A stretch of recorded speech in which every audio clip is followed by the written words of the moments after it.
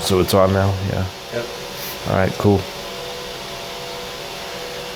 So just a few questions. Where were you born? I was born right here in Albuquerque, New Mexico. In Burke? In the Burke. That's right. When?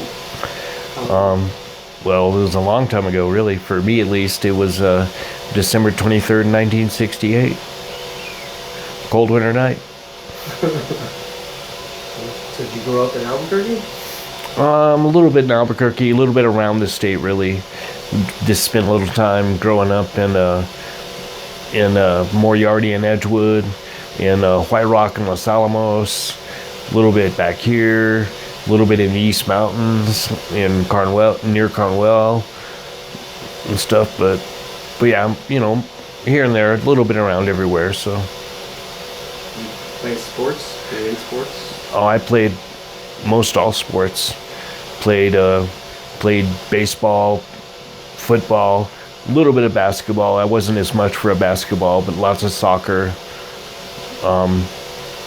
Never played a ice hockey team and stuff, but I know how to ice skate and stuff like that because there was an open air rink in Los Alamos and stuff. So, but yeah, all the regular sports that kids play. So. You played football, right, in high school? Oh yeah, lots of football. Yeah, high school football, which was not my best. And then I played volleyball for Manzano for the high school and stuff. So. And then after high school, you moved to California? I spent a little time living here, or just a short time living here, and trying to figure out how to go to UNM and stuff after I'd moved out of the house, and then I moved out, tried moving out to California, and that didn't work so well. So I came back and tried to make a go at it here and stuff for a long time, or for several years. I moved to Miami for a short time with a girlfriend, and stayed there for about 6 months and stuff, and then came back after her semester at UM and stuff, and then we ended up staying here. And then after a couple of years after we broke up and stuff, then I had met my current wife or whatever in '91, and then I decided it was time to try my luck again, and so I moved to San Diego in January of '92, and stayed out there for about 7 months, and then came back. So what'd you do out there? Surfed every day. Yeah. Tried work and worked. I'd worked for Bennigan's, and so I got a job transfer through the Bennigan's Corporation to work out there, and surfed. Lived in an apartment like right on the beach, so I spent all my time surfing because that was a cool thing to do. I'd never done it, and it was a great draw. It was a good time, made me feel good. So. You used to skateboard too, right? Yeah, and I've been all the way since late '86. After high school, I'd been a skateboarder and stuff. So various injuries and other odd things, I kind of was getting out of it by the time I moved to San Diego and stuff. By the time I went to San Diego, I was trying to rehab a blown out knee and stuff like that, and so I still skateboarded a little bit, but not all the tricks and stuff like I used to do. But I surfed and rock climbed and stuff like that. So. You've been married how long? I've been married 20 years as of this past October, so, and been with my wife for 25 years. It was Mother's Day of 1991 that I met her, and we've been together ever since. So. And you have a son? Yeah, I have one son who's going to be 20 in March. So. Crazy boy hasn't figured out what he wants to do with his life yet, so he still lives at home with his mama anyways and stuff, and I don't live there anymore because the MS was taking me in one direction and they're sort of hanging tight in another direction. So I'm at home with my mother now, so, but she's a nurse and she helps take good care of me. So how long have you had MS? When were you diagnosed? I was diagnosed in May of 2011, so it's going on 6 years now that I've been diagnosed. Although the doctor said from the scans that they took that it was probably cooking in my brain and spine for a couple of years. It just hadn't appreciated or made itself well known enough that I could figure out what was going on. And it took a couple of months of wrangling back and forth until symptoms finally got bad enough that I'd gone to the ER, and they did a couple of MRIs and stuff like that, and found the MS in my brain and all up and down my spine. So 6 years. So what are your current symptoms, or how's it affected you? It's affected me to the point where I have not had use of my legs. Well, let's put it this way. I was diagnosed in May of 2011, and I was having a little bit of back pain, or a lot of back pain, and trouble walking. Back then I was using crutches, and I started using a wheelchair a little bit in November of 2011, and I am fully wheelchair bound now. I haven't been it's aggressive enough that it hasn't let up on that. So I've been wheelchair bound for a long time now, and it's started to affect my right hand enough I can't write anymore and stuff. Although the one good thing is that my optic nerve and stuff has not been affected, so I still have good vision, and I still have good memory and stuff like that. So it's spared some brain functions, most of my brain functions, I guess, but it's just my right side is apparently taken a big hit, and especially in the last, say, 6 months or whatever, or even the 4 months that I've been here recovering from a wound and stuff, that this right side has really taken a dive. And I was on a trial for the first ever drug to slow down progressive MS. I was part of the last phase of a trial for that, and it seemed like it was working, but now it seems that maybe it was not helping as much as I thought, and maybe contributing a little bit to semi-organ failure and stuff. My kidneys have been stressed out, and I had some kidney infections and stuff like that. So I am no longer going to be taking that experimental drug, and they're trying to get it approved. The FDA is trying to get it approved through the FDA, but as of this past December, they did not approve it yet. So right now you're not able to spend very much time in the chair. Right? No. I mean, recently I was spending about an hour at a time in my chair once a day, and then recently with my wounds going back and forth, getting close to being healed, but then all of a sudden breaking open again a little bit more and stuff, and it's sort of spreading a little here and there. Other little wounds, were around it, were starting to pop up, so they've stopped that. So, and being in this facility, my status has changed from short-term skilled care to a long-term, which means I don't get PT 5 or 6 days a week or anything. So there's no reason to get me into my chair, and the restorative care has been put on hold because of my wound thing. We have to get that addressed and under control before that I can just sit there and get in my chair all the time, because that putting me in a sling to get me into the chair obviously stresses the wound out, and sitting on it in an upright position is obviously not so good for it either. So are you in any pain?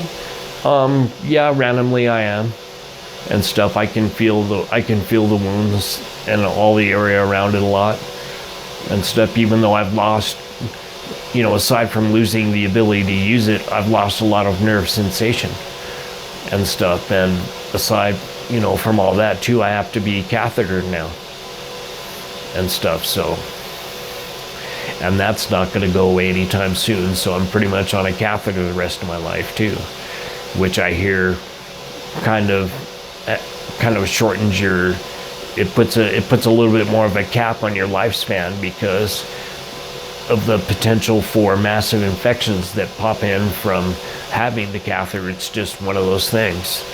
You can't do without it, but having it means that it sort of may shorten your lifespan. It just depends. I've always had a really strong immune system and stuff, but you never know. And you never know, massive infections come sometimes, and sometimes my immune system can't beat it. Most of the time it beats down small stuff, but if it's a really big one, it's hard to say. How have you dealt with it, with having it? Has it been hard? It's been really hard at the first and stuff. I was, very resistant to it, and, fighting it as much as I could to whatever, and it sort of put me on edge a lot. But now I've just kind of tried to learn to let it go, because there's nothing I can do about it. And it's not like I just lay there and let it happen. I still fight it, but I just understand that there's really not that much I can do about it. And sometimes the harder I fight, then the harder it comes back at me. So I'm trying to fight it and stay lighthearted about it or whatever, but I just know that I can't really do anything about it sometimes. So, and as much as I try to still have an effect on like my wife and kid and things around me, it's just not working so much anymore. So I've kind of fallen by the wayside, so to speak. So tried to have an effect. What do you mean by that? Just as far as, that age-old thing of trying to help my wife out and be there for her and try to survive as a family and stuff. And that fell out a couple of years ago when I had to leave the house and stuff, and I was having a hard enough time being the financial support that we needed to survive then. And just in my experience and seeing how you deal with what you're going through, I don't know that I could do it as well as you have. Well, so is there a faith? Do you have faith? Do you have like faith in God? Do you have what keeps you going? well, a lot of it is just hope that somebody will figure this crap out and be able to reverse it or something and stuff before I fall so far totally under this MS that there is no coming back. I don't expect to get up and run marathons again, but it would be nice to reverse this a little bit, and maybe I could at least stand and stuff sometimes, probably not walk very much, if that ever, but just that, and still trying to be the man for my wife and stuff like that, because I know that she needs help and can't really do it herself most of the time. So just that kind of hope and faith there that it's going to happen one of these days before I do, and because I don't want to just lay there, just give up and just lay there and wait for the end. I gotta stay semi-positive, and that helps, put a beacon of hope out for my wife too, along with me, to stay positive and just hope that something will happen one of these days and stuff, because I can't do it myself. So just waiting for somebody to try and figure out a good direction to go. So would you say that this whole situation has given you perspective as far as things that people take for granted, just being able to brush your teeth or being able to just get up and walk across the room to change the TV, or go to the refrigerator, or walk upstairs to go to bed, or whatever, or to stand up and go get in the shower.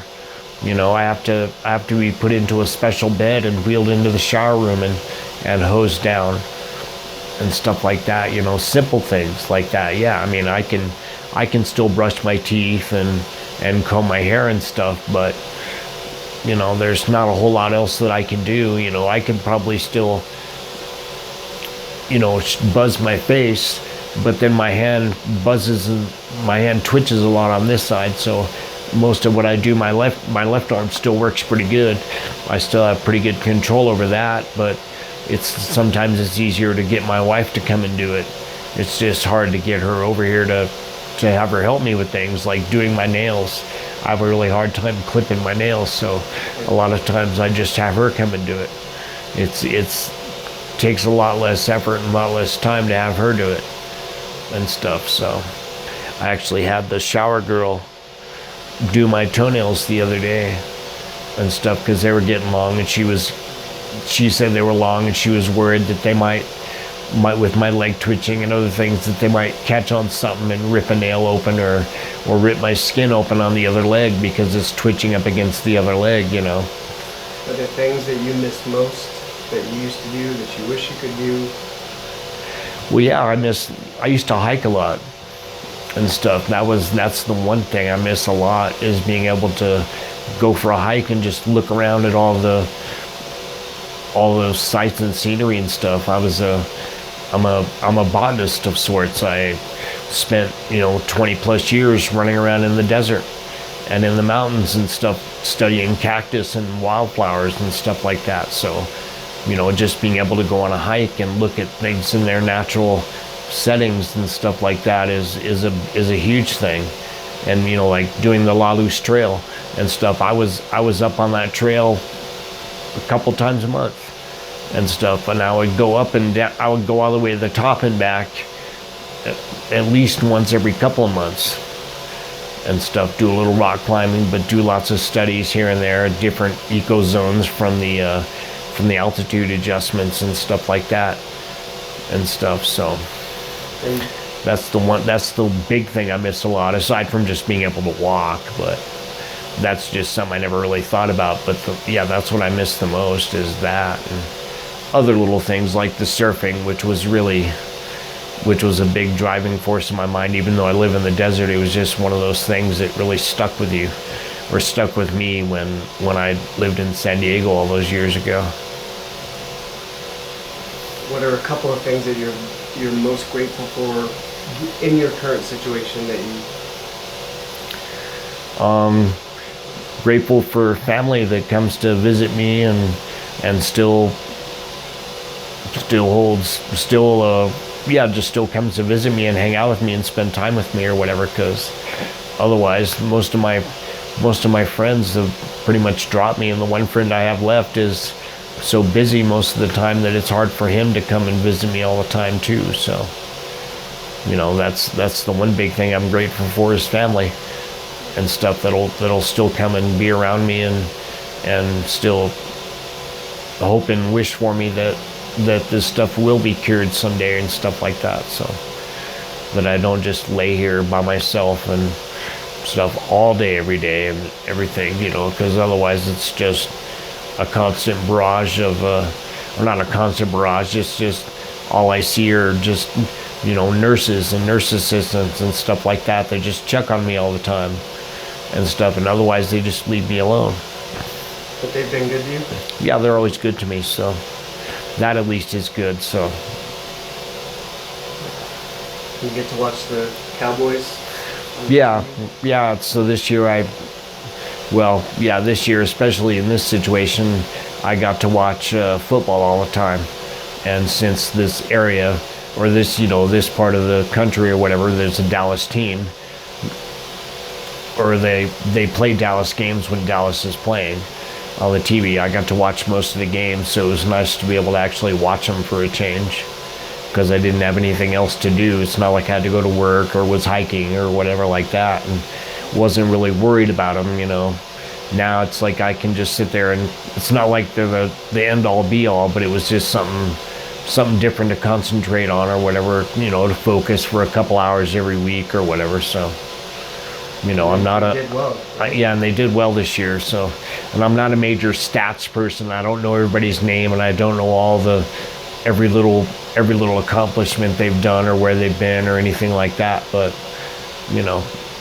there's a lot of names that are familiar to me across all the teams. So, but the Cowboys are the one for me anyway. So, since I was a little kid and stuff, it's like that was one of my childhood goals. My mother said was that I could preach on Sunday and then go play football for the Dallas Cowboys. I could be a quarterback or something like that. So, which is funny because Sunday's a big conflict thing. You either go to church or you play football. So that would be a tough one. Is there anything you could tell people about your situation, about what you've learned from it, to give them hope, to give them some perspective? what would you tell them?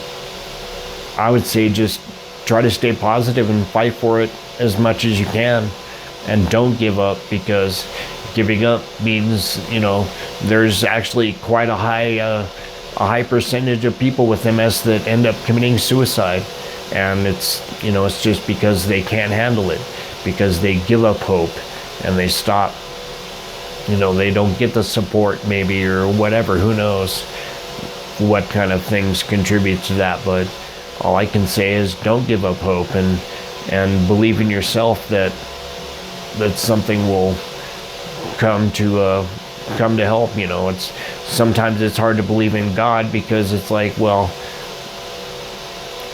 God shouldn't have let this happen in the first place, and then if he did, then why doesn't he cure it and stuff, so that people don't have to do it when they do get it? So it's a tough call sometimes, but I would say just believing in yourself and not giving up and stuff is the first thing to do, and then hoping that someday somebody will figure this out and we can all sort of go back to a life that we used to have, or whatever, and that would strengthen our faith maybe in God, or whoever we believe in, because MS has no boundaries. It doesn't care if you're black or white, or what your religion is, or anything like that. It just attacks everybody and stuff, and the age range usually starts, if it's going to hit you, it'll hit you somewhere between 18 and 40, and it affects more women than men. But the men that get it more oftentimes have the bad kind, which is the progressive MS, which is what I have and stuff. So there is a lot of things to consider or whatever, but that's just kind of the way it is. Okay, lunch will be coming soon. So, and lastly, is there anything on your heart, on your mind, that you want to tell your wife or your son? I would just like to tell him to try as hard as you can to hold on to everything in this world, and to not give up on me and stuff, and not give up on yourselves, because you can do it without me and stuff. I mean, obviously you've been getting by, but to my son, I would like to say that he needs to get the ball rolling himself, because he's not a little kid anymore. He's a grown man, and it's time for him to step up and show what he can do, because he doesn't really have a choice anymore, because his mama and his grandma can't do it forever, and I can't do it anymore. So he's going to have to learn how to figure out for himself and stuff. And yeah, it's not the easiest thing in the world, but everybody else has to do it, and my wife just has to find a better niche for working and stuff, and not give up on herself and everything else, but not giving up on me either, because I'm still there and I still try. I can't really do much anymore. So